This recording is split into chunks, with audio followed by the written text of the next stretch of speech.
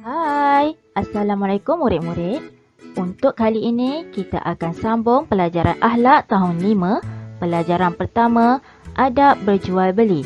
Kita akan belajar mengenai dalil tuntutan berjual beli, perkara yang dilarang ketika berjual beli, fadilat beradab ketika berjual beli dan akibat tidak beradab ketika berjual beli.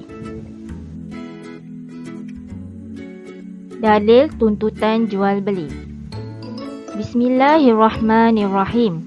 Wa ahallallahu al-bai'a wa harrama riba. Yang bermaksud, dan Allah menghalalkan jual beli dan mengharamkan riba. Ayat di sini meng-highlightkan Allah menghalalkan jual beli. Yang dimaksudkan dengan riba ialah lebih atau tambah, yang bermaksud pertambahan bayaran dalam hutang atau pinjaman. Sebagai contoh, Siti bagi pinjam RM1 kepada Fatimah. Tapi, bila nak pulangkan, Fatimah kena pulangkan RM50 kepada Siti. Itu dinamakan riba. Seterusnya, perkara-perkara yang dilarang ketika berjual beli. Yang pertama, menipu dalam timbangan, sukatan, bilangan dan harga. Sebagai contoh, menipu dalam alat sukatan timbangan barang. Pembeli ingin membeli 1 kilogram udang. Semasa timbang di gerai tersebut, berat menunjukkan tepat 1 kilogram. Tetapi, apabila timbang di tempat lain, berat udang tersebut kurang dari 1 kilogram. Yang kedua, menyembunyikan kecacatan barang yang dijual.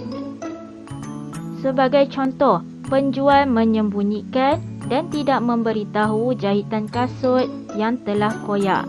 Yang ketiga, menjual barang yang telah luput tarikh ataupun expired. Yang keempat, barangan yang dijual tidak berkualiti. Sebagai contoh, menjual baju dengan harga yang mahal tetapi jahitan benang tidak berkualiti. Fadilat beradab ketika berjual beli, ataupun apakah kelebihan apabila kita beradab ketika berjual beli? Yang pertama, perniagaan bertambah berkat dan maju. Yang kedua, memenuhi keperluan masyarakat seperti keperluan makanan, pendidikan, perkhidmatan dan sebagainya. Yang ketiga, dikasihi Allah, Rasulullah dan masyarakat. Yang keempat, membantu golongan yang tidak bernasib baik seperti fakir miskin, anak yatim atau orang kurang upaya. Yang kelima, membantu meningkatkan ekonomi umat Islam. Akibat tidak beradab ketika berjual beli, iaitu apakah keburukannya apabila kita tidak beradab ketika berjual beli. Yang pertama, dibenci oleh Allah, Rasulullah dan masyarakat. Yang kedua, rezeki tidak berkat. Sebagai contoh, rezeki seperti makanan atau duit yang dapat ketika jual beli tidak berkat. Yang ketiga, pelanggan hilang kepercayaan. Seperti barang yang sudah dibeli tidak berkualiti atau tidak memberi respon apabila pelanggan bertanya mengenai barangan yang dijual. Yang keempat, berlaku penipuan, pengkhianatan dan kezaliman apabila kita tidak beradab ketika berjual beli. Yang terakhir, apabila kita tidak beradab, maka perbalahan dan pergaduhan akan berlaku.